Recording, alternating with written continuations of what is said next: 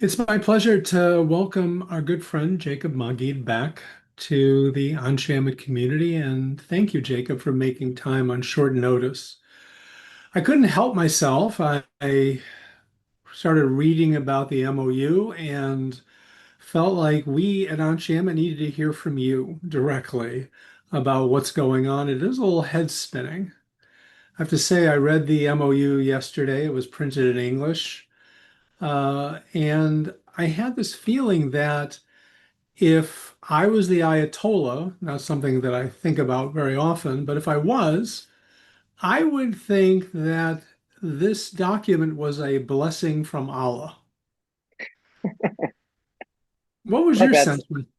You, I think that was a phrase that President Trump used over the past, what was it, when he was talking about how he wants Iran to capitulate, and that even if they had said, "We give you the U.S. everything that you want," and said, "Praise be to Allah," that the U.S. media would still frame this as a win for Iran.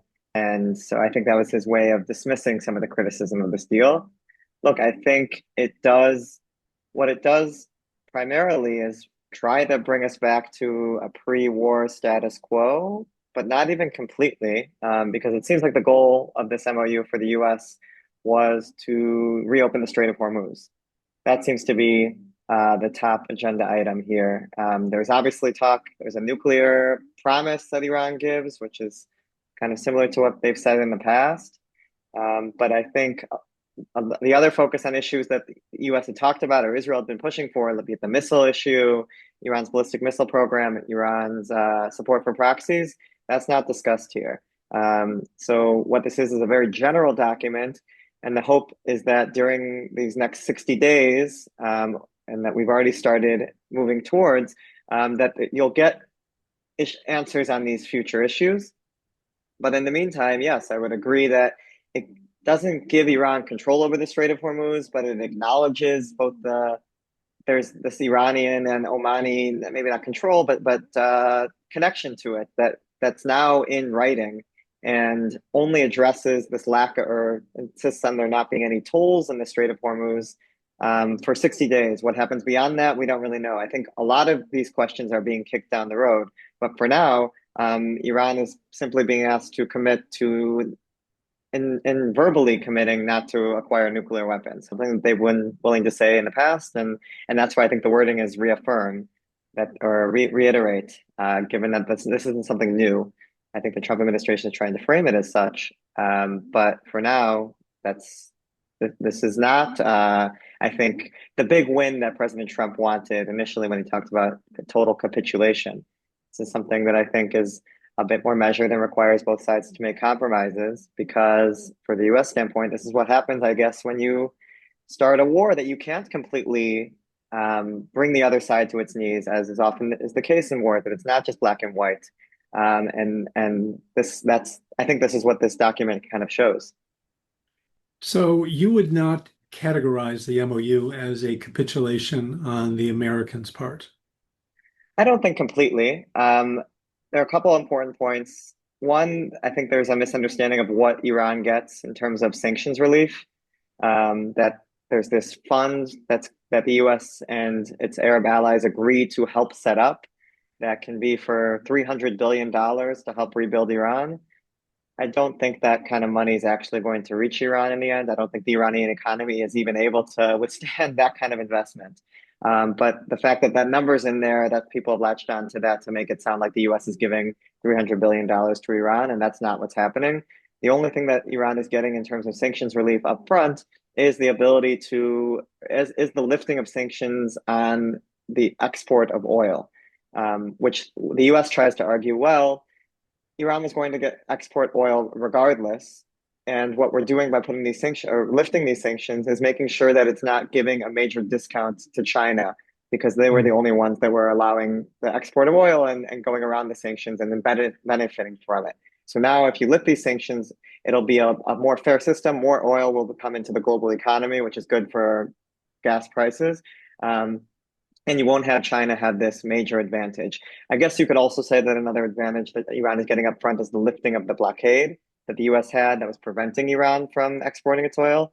But in terms of actual sanctions relief, it's just the waiver on oil exports that they're getting right now. Then there's all this talk about unfreezing assets that have been held up. These are Iranian funds that are currently in Swiss bank accounts that Qatar has control over. They've moved all around. I think they were in South Korea at one point. But the idea is eventually they will get access to these funds. But what the US is adamant about is that this is performance based, meaning that they won't be getting any of these funds for now until they start making major concessions on the nuclear file. What those concessions are, we don't really know. They don't specify. There was talk of small gestures for small gestures, and actually, Iran during the negotiations over the weekend, according to the US, agreed to allow UN inspectors back into some of their nuclear sites. The US is trying to frame this as this major victory. They have been in some of the sites before, even in recent weeks, just I assume not the three ones that the US hit last year, Fordow, Natanz, and Isfahan.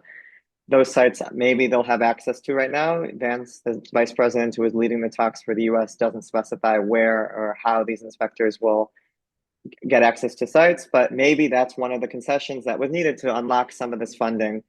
There's already talk about $6 billion in frozen assets that are in the process of being released. So maybe that's the trade-off that they got for allowing UN inspectors in. But what the US is again trying to say is that this is only everything is going to be performance based. It's not just we're not giving a lot to the Iranians up front, and if we find that they're not abiding by this deal, we can return to it.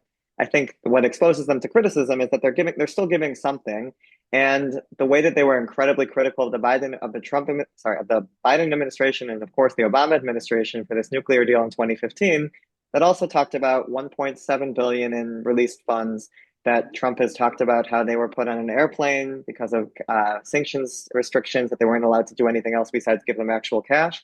And Trump has ridiculed the Obama administration for doing that. And now he's doing similar policies that are maybe look a little bit different, but are basically the same thing. And if we're talking about 1.7 billion during Obama, we're talking about figures that are much, much higher than that. So I think that's where he finds himself facing real inability to, I think, justifiably explain his policies, given the way he has said that he was going to do things differently. Well, since you mentioned the O word, Obama, or President Obama, um, obviously President Trump ran on that issue and the JCPOA as something he called the worst deal of all time, or however he put it. You know these documents intimately, more intimately than most of us, for sure. How would you compare the JCPOA and this recent MOU? And which would you say is a better, and what are the advantages of both? Look, I think it's actually kind of hard to compare these two documents because one, the what you would want to compare the JCPOA to is the actual agreement that is reached at the end of this MOU period of 60 days. Because the MOU itself doesn't really get into the nuclear program beyond just saying Iran commits to not acquiring or obtaining a nuclear weapon. And then there is one line in there about the highly enriched uranium. And this is something that the US pushed to have included. I think Iran was hoping to just make this whole issue part of the subsequent talks. But what the line in the MOU says is that you will have negotiations during this period on the enriched uranium. These are stockpiles that I think can be turned into 11 nuclear bombs. So something that obviously the US is very concerned about. It's already reached a process that wouldn't take as long if they had the materials and if they had the facilities to do so, which is a big question. And what the document says is that Iran agrees to, at the minimum, downblend this highly enriched uranium to a lower percentage that makes it that therefore will take it longer for Iran to turn it into a nuclear weapon if it wanted to. So that's the current MOU. The previous one also talked about downblending and actually also shipped out some of Iran or much of Iran's highly enriched uranium out of the country. I think it was even 90% of it. And then the remaining was downblended. So that's a little bit more specific than what this one is. I think the US is hoping that Iran will agree to ship it all out of the country. It's actually one of the issues that Iran has shown more flexibility, where they have been adamant about not moving on, is this issue of enriching in general. And for now, the US is saying that it will not allow Iran to enrich, but that's not in the MOU itself. And Iran is saying that that's going to be a deal breaker for them. And you've seen as a result of Iran's positioning, I think, fluctuation in the US of whether or not to compromise and allow what the Obama nuclear deal did, which was to allow them to enrich to what's called 3.67%.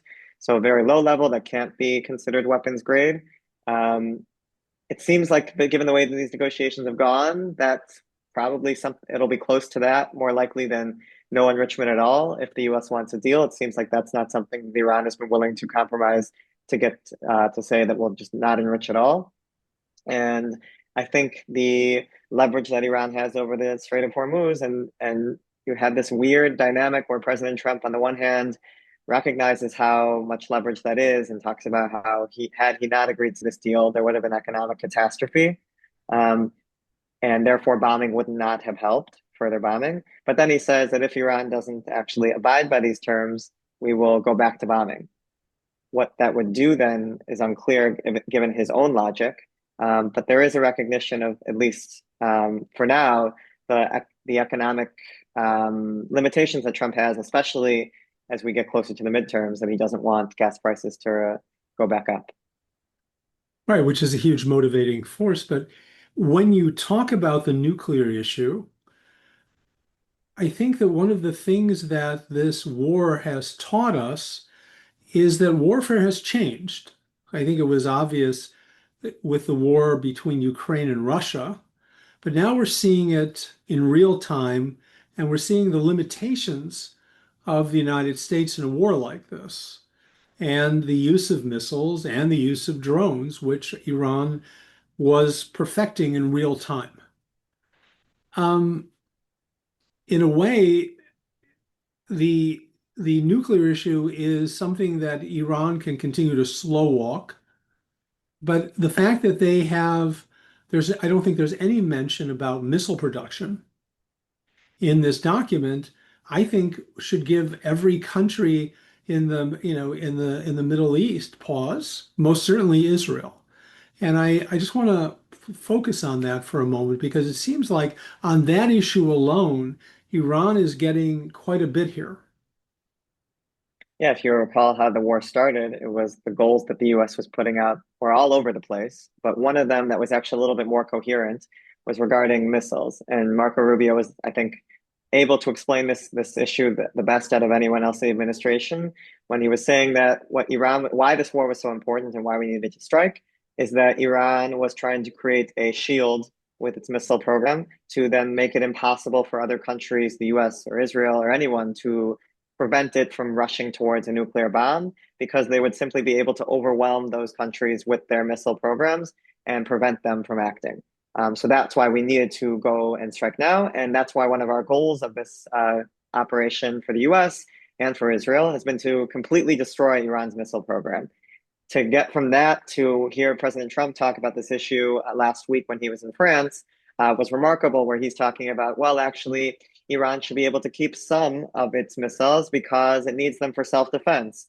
And that if Saudi Arabia has them and Qatar has them and Israel has missiles, then obviously Iran should have them as well. We need to be reasonable and understand that that's the reality here, and it can't expect Iran to just give up all of its missiles. And J.D. Vance, the vice president, reiterated that again in the days following, talking about that this is just a matter of self-defense, and we have to, and basically backing up what President Trump says, demonstrating this wasn't just a slip of the tongue or off-the-cuff remark that didn't have actual policy ramifications behind it. The U.S. does seem to be now recognizing that it either because it was just going to be too difficult, or maybe it didn't really believe those statements it was making initially, that Iran is going to just be allowed to have a certain amount of missiles at the end of this. And it's something that I think is very alarming for Israel. But given that the US is the one negotiating here and the US and Israel's kind of frozen out of the room, I don't know how much of a say it's going to have. And therefore you're seeing this gradual lowering of the expectations or the demands or the goals that the US had initially set from the beginning of this war, which is talking about total capitulation and just wiping out every single program that was targeted, is now recognizing that you need to be a little bit more reasonable given that Iran is still maybe not, it's massively weakened militarily, but it's still in the game and therefore a force that needs to be reckoned with. You mentioned Vice President Vance, and when I was reading or listening to him speak about Israel and speak about this missile program, um, I could almost hear Tucker Carlson in the background. Was that your impression as well? I think he is someone who is not Vice President Vance has not, I think, broken ties with Tucker Carlson and some of the other. Megyn Kelly is another person who's been very critical of the war from the get-go. But the vice president decided just past week to go on her show and speak about and defend this program. So I think he's maintaining ties with these people. I think he might maybe keep a little bit of a distance given some of the more extreme rhetoric that Tucker Carlson has used. And given his criticism of the administration, I think that there's probably limits to what he's allowed to, JD Vance, even working under President Trump, the kind of engagement he's allowed to do. But it is interesting. A couple things. First, going back to the missile issue, I think it is important to note that they are saying that we will discuss this issue during these next 60 days of talks. So it's not to say that this issue won't be addressed at all. The U.S. is hoping that the final deal, if one is ever reached, will address the missile issue and maybe limit the range of these missiles from Iran, so they aren't able to reach certain countries. I don't know what the limit would be. I don't imagine the limit being less than Israel or some of the other countries that are possibly attacking it. But that's what JD Vance said. But going back to Tucker Carlson and his influence over the administration, it is funny also hearing President Trump talk about the critics of this deal going up, insulting their intelligence. I think that's been a common way he goes after rivals or critics. And it's using some of the same words about his critics being stupid that he used to criticize Tucker Carlson and others. So I think there's now maybe being a little bit of a flip to maybe he'll return to embracing some of these people who were very upset about the war at the beginning, but now that they supported ending, so those are now his new allies again. But I think even if you believe that you're uncomfortable with some of the influences over JD Vance, I think in Israel there was a bit of a wake-up call for some people, maybe not in the government, but yes, in the opposition to the remarks from JD Vance in this press conference last week, where he's asked about the criticism that he's been receiving from certain Israeli ministers, be it Itamar Ben-Gvir or Bezalel Smotrich, that this deal is a horrible deal and it's a capitulation to Iran. And he says, look, I appreciate that Prime Minister Netanyahu has not been making these kinds of comments, that he's actually been quietly supportive of this deal, even if he's skeptical. He thinks that if it does work out, it would be good for Israel and the US.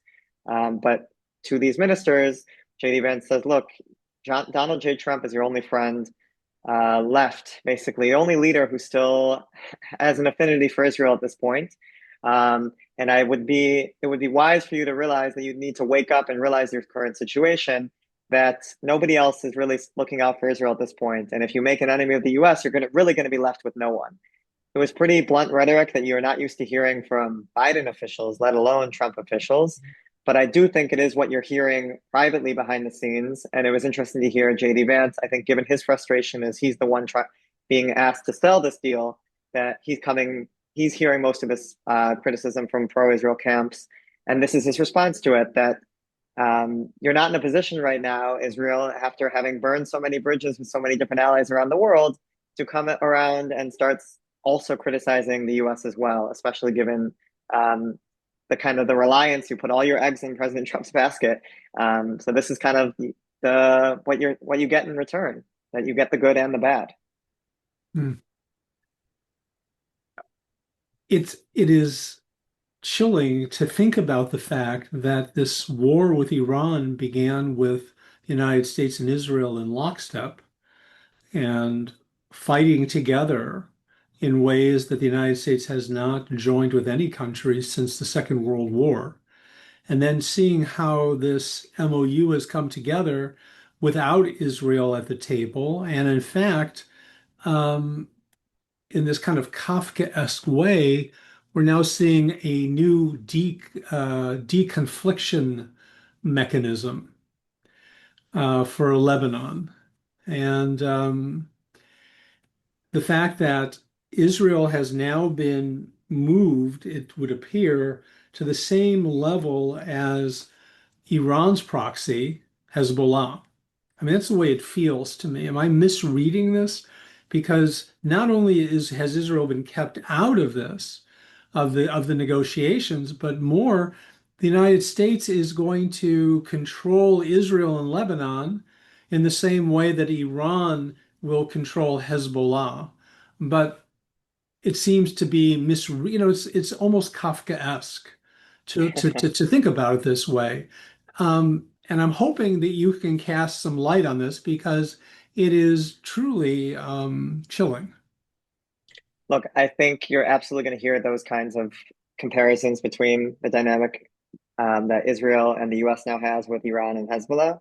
You're going to hear that more from Netanyahu's rivals, who are now entering an election period and are wanting to expose Prime Minister Netanyahu for a lot of hypocrisy. And all of his talk about being the one that could stand up to the US is not really translating, it looks like, given that he's unable to say no to President Trump in many issues. However, I do think there are some caveats that make this situation a little bit more complex than I think maybe Netanyahu's critics will want to frame it. Israel's still not being asked to pull out of southern Lebanon. And that is, I think, probably the most important thing for now. Yes, they might be curbed in terms of how far they can strike into Beirut, or if they need to check with several sources first before attacking Hezbollah in southern Lebanon or other places in the country. But the fact that they're not being asked to pull out of southern Lebanon completely, that's something that Iran has been demanding. That's been something that Hezbollah has been demanding, of course, and even the Lebanese government has been asking, and Israel has stood on that point and is refusing to do so. I think it's possibly because of the political situation Netanyahu is in, that he might be able to say yes to President Trump on Iran, but he is not, given that he's actually the one in Lebanon, Israel is, I think is a much more difficult situation for him to capitulate ahead of an election and actually pull forces out of Lebanon. So that's one thing. The other thing is about this deconfliction mechanism, which is being framed again as something that Israel's not being involved in. In reality, I think these deconfliction mechanisms have existed before. Vance is talking about this is the first time it's ever happened. That's completely false. This is deconfliction mechanism was created in November 2024 as part of the ceasefire that was really reached then between Israel and Hezbollah. Hezbollah was seen as very weak at the time after the pager attack. This was during the Biden administration. And the deconfliction mechanism was designed to try to, if Israel was going to remain in 5 different points in southern Lebanon, that if they're going to act, they need to coordinate with the US, with the Lebanese government, with the UN and France before giving a heads up on, it was, I think, general threats that are posed to Israel. They would use this mechanism to reach out and get approval. Now, that mechanism has not really been, I think Israel did sometimes use it, but for the most part, my understanding is that it wasn't really used, that Israel still ended up acting as how it wanted, would sometimes tip people up after it struck. But it wasn't like this was holding or binding Israel's hands in Lebanon, and therefore it wasn't able to act against Hezbollah.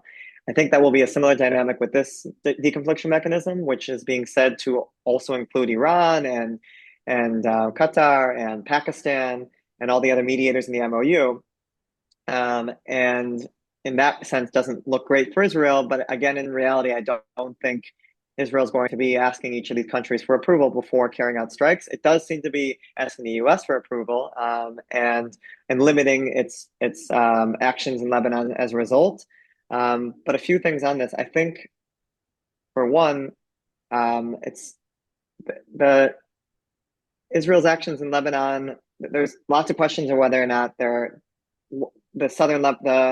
buffer zone for it to begin with is effective. And I think what the U.S. is trying to argue quietly and trying to convince Israel to actually withdraw is that this is not protecting your soldiers, it's not protecting your communities. We're taking losses every day, and that you need to rethink your strategy on Lebanon. And yes, we're pushing it in the context of Iran, but maybe this is a blessing in disguise, and we're hoping to convince you of that in the coming over the coming period. I don't know if there's enough political space for Netanyahu to recognize those arguments, but that I think is something that the U.S. is trying to stress. What's problematic about the way the U.S. has gone about this is that they created these whole other separate channel for talks between Israel and Lebanon.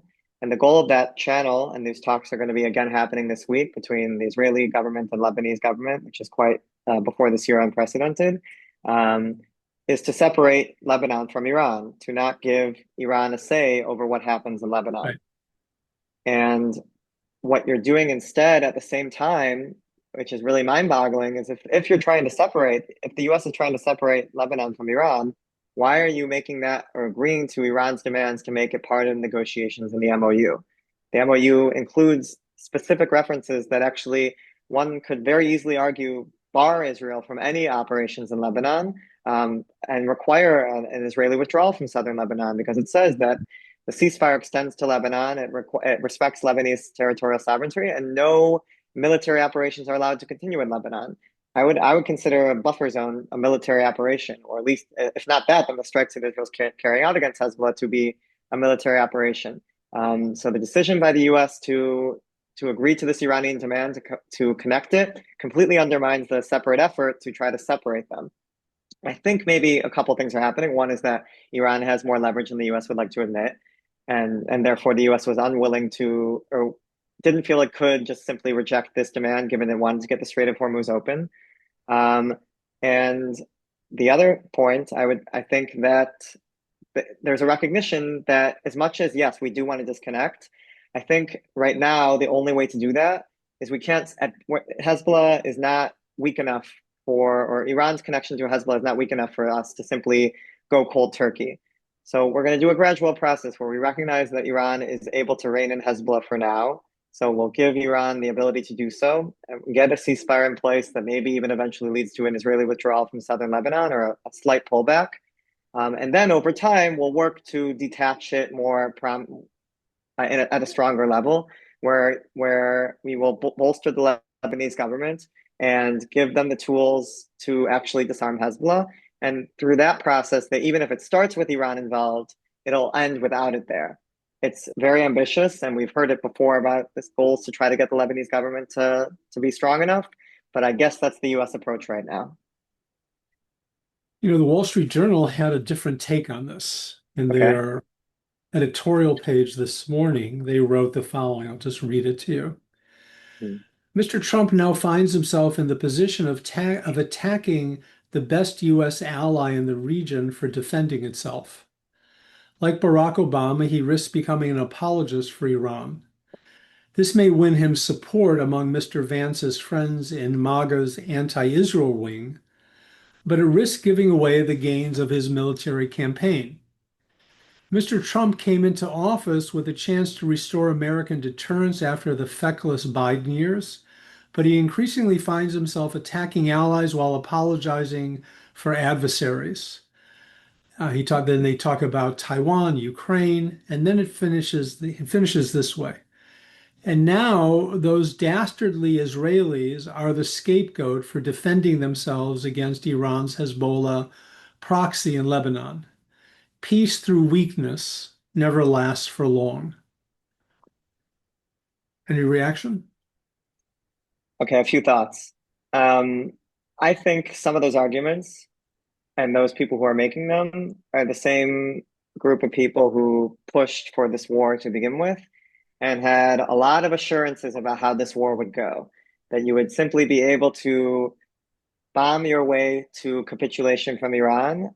And there's a lot of reporting in the New York Times about this meeting that took place in the Situation Room, with President Trump in February, shortly before the war, where Netanyahu tries to sell the deal and he basically, or sell the attack, and says that if we do this, we will be able to bomb Iran significantly enough that they'll be so weak that they won't be able to close the Strait of Hormuz, that they will be unable, they will, because they're also so weak and they won't be able to target US assets in the region, that they will become so weak that they will actually collapse within a reasonable amount of time through help from our Kurdish allies who will be armed by the Mossad and then sent in to to Iran in order to take down the Kurds or take down the Iranian regime. All those things that didn't happen, and on that Kurdish issue, we can talk about a little bit in a second if you'd like.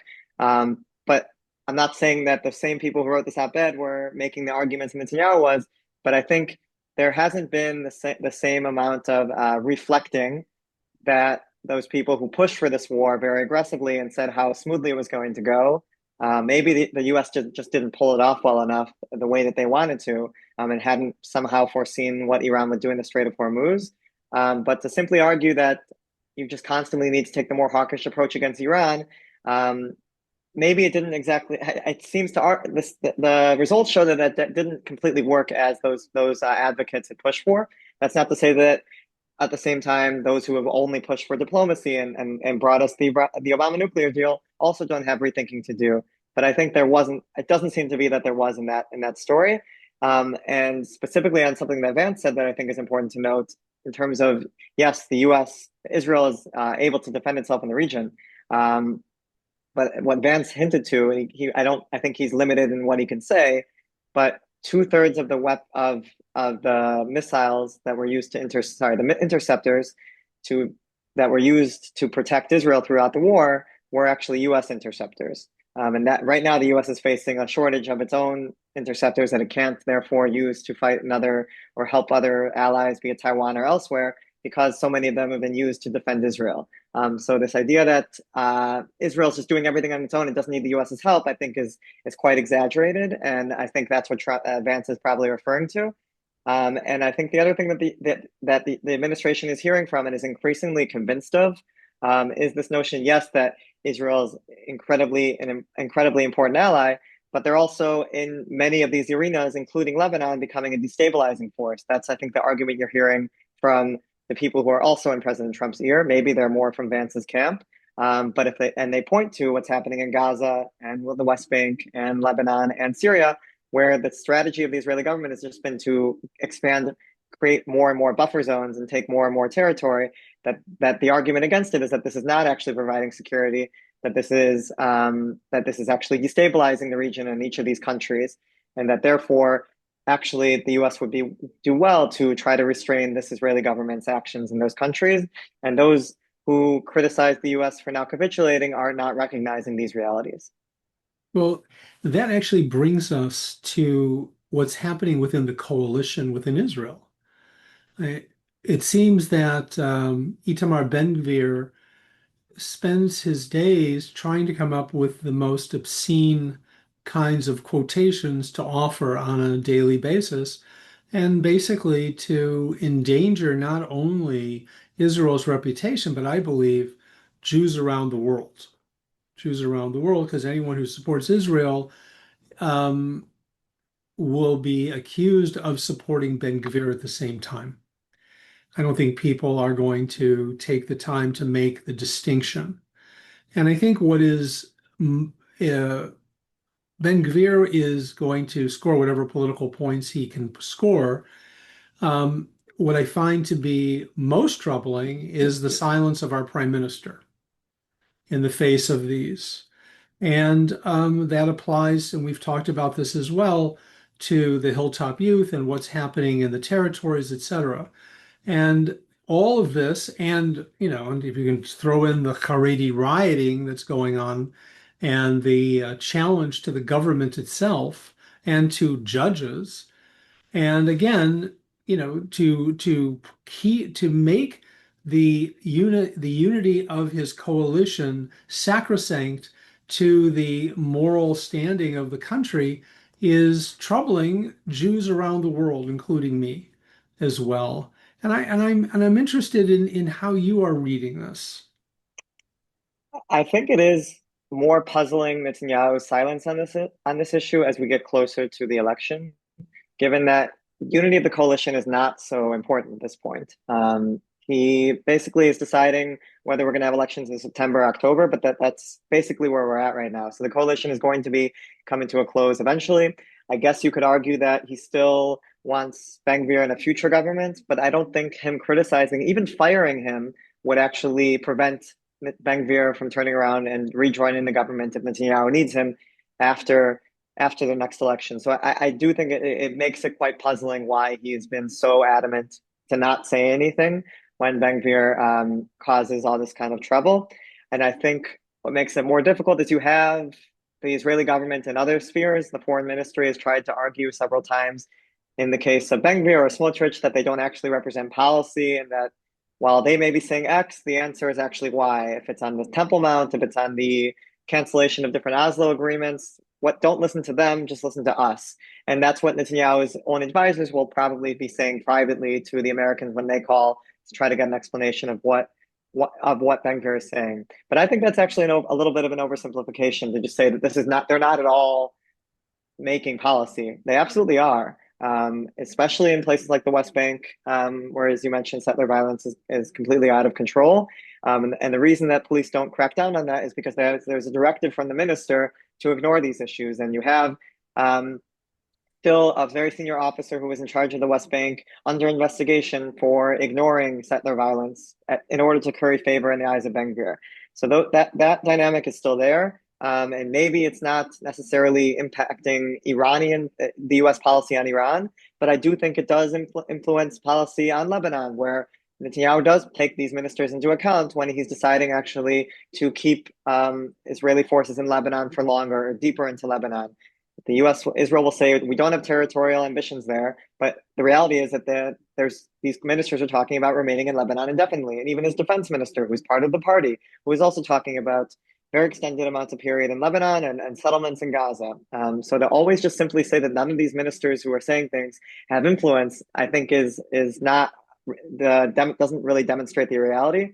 But I will recognize that the extent of the damage. I was just on TikTok yesterday, and there's some influencer that popped up who never comments on anything political, and is all of a sudden mentioning about this guy named Ben-Gvir, who he's never heard of, or he doesn't know how to pronounce his name, but he's reading what Ben-Gvir said about Lebanon and about how all of it needs to burn in response to 4 Israeli soldiers who were killed in southern Lebanon by Hezbollah.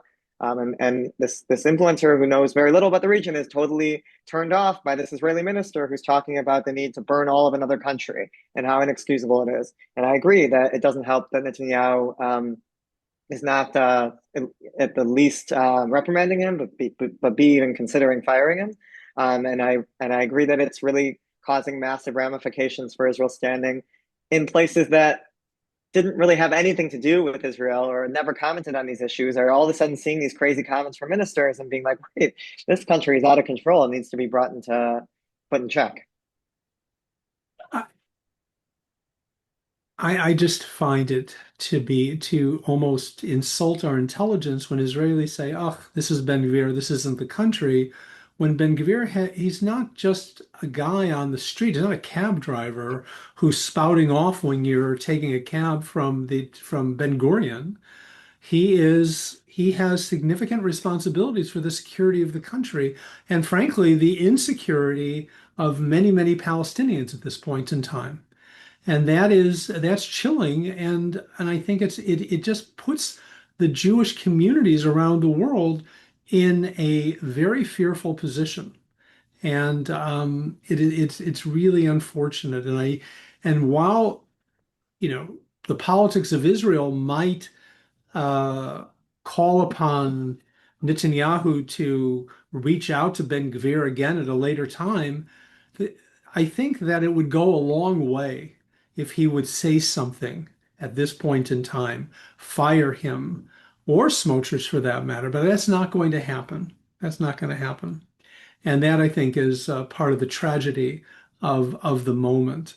Um, I want to stay with Prime Minister Netanyahu for another minute here, because here is a person who has made the defeat of Iran or the threat of Iran a foundation stone in his political philosophy and his understanding of Israel's present and Israel's future. And he went into this war feeling that he was going to finally reach his ultimate outcome, his ultimate goal. And it seems like all of that is kind of coming apart. Do you think that he is willing to act as a spoiler in this moment in time. We're hearing from the New York Times that there are allegations that Israel is eavesdropping on the U.S.-Iran negotiation. Now, that's just maybe part of the New York Times's general outlook on Israel to plant stories like this in moments like that. But do you see Prime Minister Netanyahu acting as a dutiful partner in all of this with President Trump? I think the Israeli intelligence wouldn't be doing its job if it wasn't eavesdropping on these talks. The fact that it's being leaked is a separate question of who's motivated by that information being out there. When I think it's pretty well known that Israel's going to. There's a report about how Netanyahu reached out to get the text of the MOU in advance, when it was still being negotiated, and was told no by the U.S. because they didn't want it to be leaked. I can tell you that the Israelis got it through separate channels anyway. I don't think they, so I don't know if that report is not true or true, but I can tell you that the Israelis have no problem getting access to these things when they need them. But there is this concern, and there's other intelligence assessments, which I don't think you need to have very sophisticated CIA tools to figure out that Netanyahu is going to be pushing the U.S. to take very hard lines in these negotiations in order to, if not to prevent the deal from happening, but as Netanyahu would probably say, in order to get a better deal. And I think that's what these next 60 days are going to be very critical. You're going to see a lot of pushing from Israel on the U.S. to make sure it's maintaining some of the red lines that it's forgone for now, but bring them back to make sure that the deal that they are under, that's being negotiated in Switzerland or wherever it might be, that addresses the nuclear program completely, that makes sure all of Iran's stockpile of enriched uranium is destroyed and taken out of the country, that all the missile program is completely destroyed and barred from use, that it ceases its support for proxies. And I think the U.S. is going to try to get as much of that as it can, or that it thinks it can, but also is committed to a deal at this point. I think that's a recognition that President Trump has when he's talking about he doesn't want economic catastrophe because he knows the implications of resuming the war, that Iran would reclose the Strait of Hormuz and global and prices go back up. And he's even acknowledging up front that yes, this is 60 days. President Trump is saying, but well, if it needs to go longer, if we see that things are going well, we can extend it, because especially if we're talking about 2 months from now, or at the end of July, we're at the end of August, we're quite close to the midterms. I don't think I can imagine him making a decision to actually then resume the war. More likely is we'll extend the 60-day period because these things take a lot of time to negotiate, and therefore it will kick it down the road maybe well past November, or similar to what happened during the Biden administration, where there was all these efforts the whole time to get back to some sort of negotiated agreement, but that never really happened. And in the meantime, there was this cold peace. Cold peace is probably a generous term, but a cold war probably is a better word. And that I think is more likely. And in the meantime, yes, I think you'll hear allegations from people who are supportive of the deal that's saying that Prime Minister Netanyahu is trying to spoil it. And the way he'll probably go about doing that, or the way that they'll say he'll go about doing that, is in Lebanon by maintaining Israeli presence there, by continuing Israeli strikes against Hezbollah, that Israel will argue are necessary. But the U.S. and maybe those who are supporting a deal will say this is really harming our chances to get one. Well, speaking of the elections, do you think that it is actually possible for Prime Minister Netanyahu to continue in government after, if things continue this way?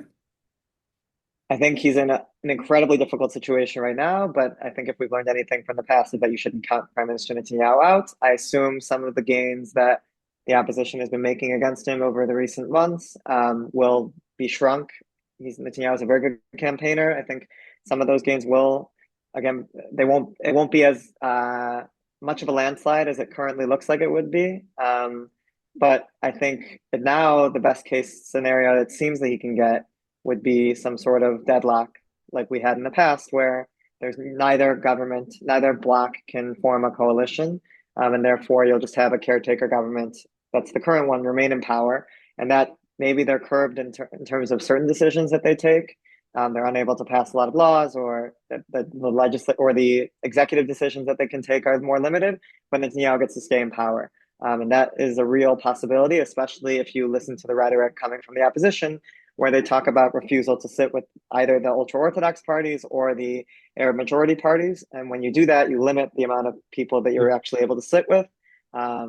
There is, I think, a little bit of a window if you listen to Bennett carefully. He actually did an interview with Times of Israel where he doesn't rule out Mansour Abbas by name. He just talks Right. about, but he also doesn't say that he would sit with him. I think he feels that he's unable to, in the current political reality, give a more definitive statement, which I would say is quite unfortunate because if you're a leader, you should be leading the public, not be completely following it. But that's how he feels about Mansour Abbas, who is someone who has said that he recognizes Israel as a Jewish state and is focused less on the Palestinian issue and more on trying to better the Israeli Arab community and prioritize their needs, given the real crisis that they're facing as a result, in many ways, of Ben Gvir's actions. But for now, Bennett is saying or indicating, at least possibly, that he's not willing to sit with even Mansour Abbas, and that just gives you a very limited option of who you are able to build a coalition with. It's possible that they'll just be able to get 61 seats, and that will be enough to push them over the edge and unseat Netanyahu. But it's a major gamble, I would say, and we'll see if he ends up violating one of his promises like he did last time. Mm. And I'll just note lastly that Bennett isn't even the most popular candidate right now in the opposition. It's Gadi Eisenkot, the former Yeah. IDF chief of staff. He's actually polling higher than Bennett at this point. So he's also been wishy-washy on whether or not he'll sit with Mansour Abbas, but he's seen to be a little bit more moderate than Bennett is. And maybe that will have implications on his decision of who he wants to have a government with. Some people are arguing that the current the current MOU and the tension now between Israel and the United States may be an opportunity for Israel to break the bear hug with the United States and establish its independence at this point in time, which a number of people feel would be a positive and not a negative. Your thoughts? Yeah, I think you're definitely hearing that more, especially this notion of maybe Israel should be building its own weapons so it doesn't have to rely on the US. But I just think it's easier said than done because the reliance on the US is not just at the military sphere, but also in the UN Security Council.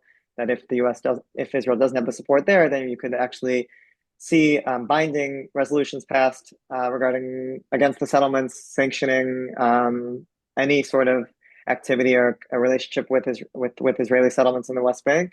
I think that's a real possibility of what would happen if the U.S. just lifts its veto there.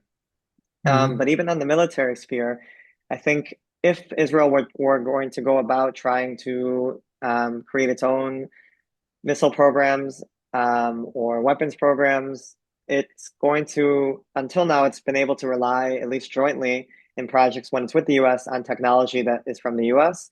And the ability to do that, if it's on its own, I don't know if they would have access and unlikely wouldn't have access to the same types of technology. And they can't only just build it for Israel, they would be trying to sell it elsewhere.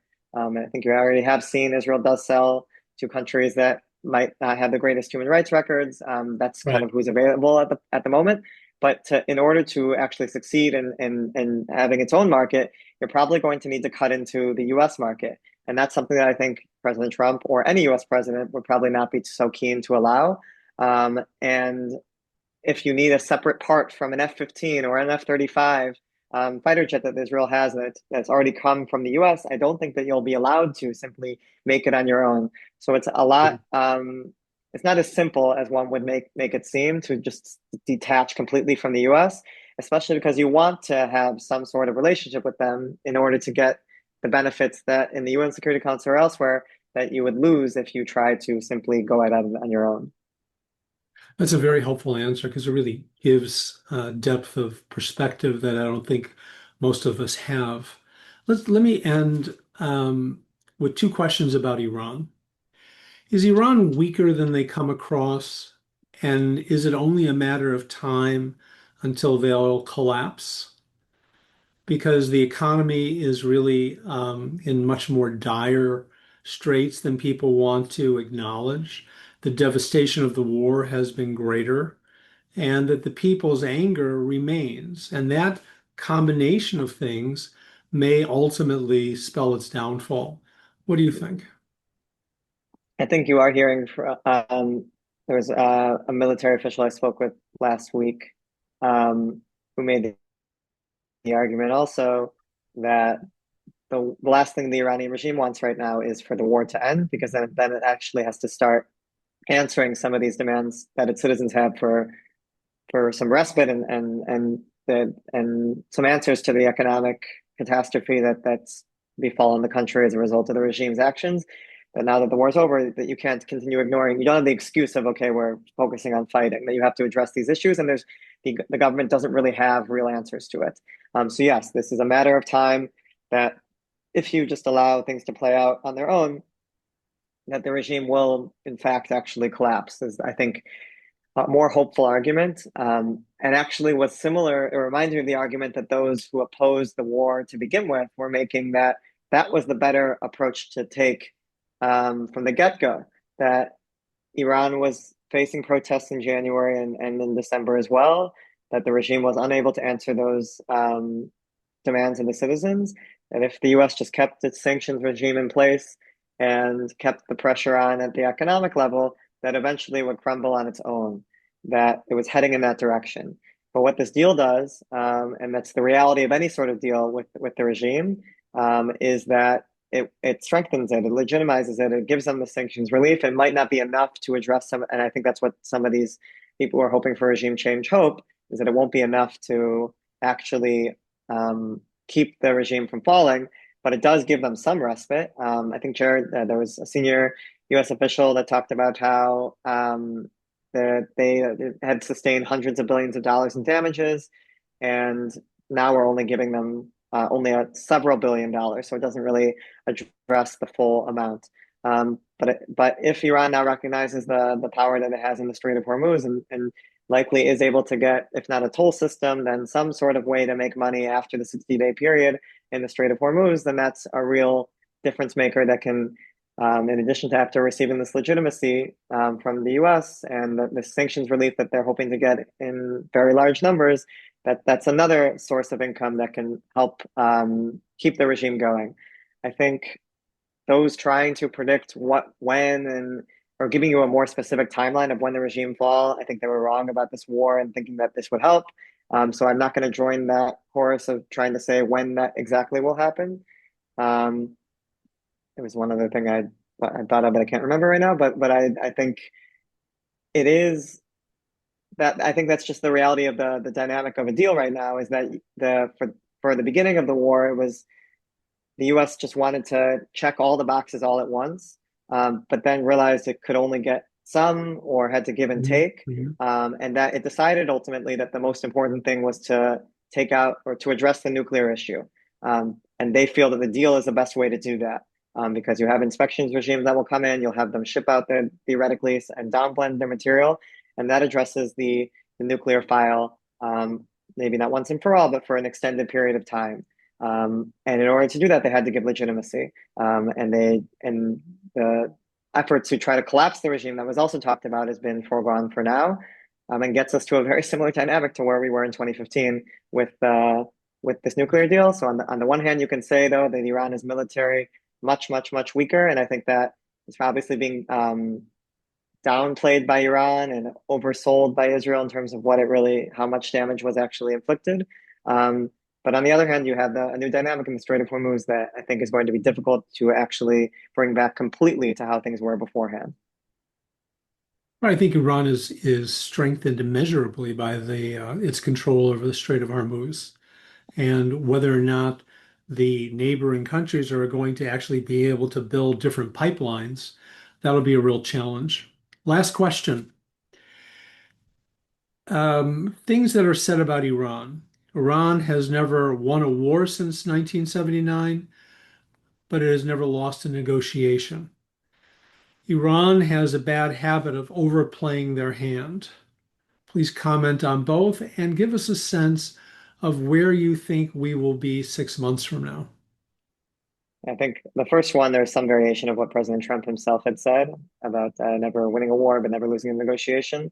And that's actually brings us back to where we started about President Trump, when he was pushed about this now, that, well, they actually did lose this negotiation, but even if they said, praise be to Allah, Trump is amazing, the US media would still say that we lost the war.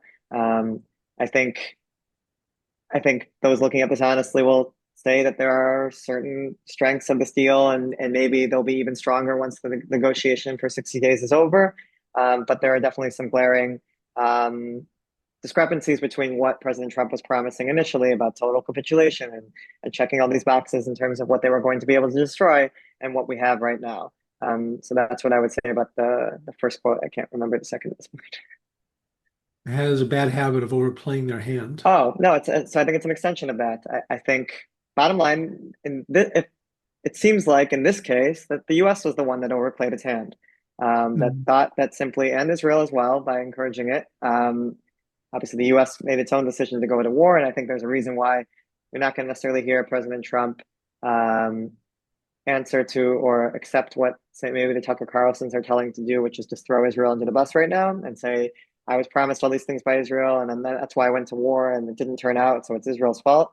I think that would be a recognition that he's not the one making the decision. It's actually Netanyahu. I don't think that's what happened, and I don't think it's what Trump ever wants to be heard saying. He likes to be saying that he's the one controlling Netanyahu. I think he even posted an article over the weekend that said that Trump controls the Netanyahu's fate in the upcoming elections. Right. Um, but in the reality of how this war played out, yes, there were some massive economic military gains that the U.S. made, and those are going to be downplayed again by critics of the war. But you can't deny that there's also new realities that were created as a result of assuming that you could simply bomb your way into regime change and bomb your way into destroying Iran's nuclear program and bomb your way into destroying Iran's missile program. Iran was set back in all these different ways, but if it's still existing and they're more likely now to rush towards a bomb, then you have real questions of what this actually accomplished. Jacob, thank you very, very much. As I end my tenure now as senior rabbi of the congregation, I want to personally thank you for making yourself available to our community. I know I've been enriched by your wisdom and your insight, and I know that our congregation is really grateful to not only have you tangentially as part of the community, but also for your willingness to make yourself available. Toda rabah. Thank you, and good luck with your next chapter as well. Thank you, Rabbi Siegel. Thank you so much.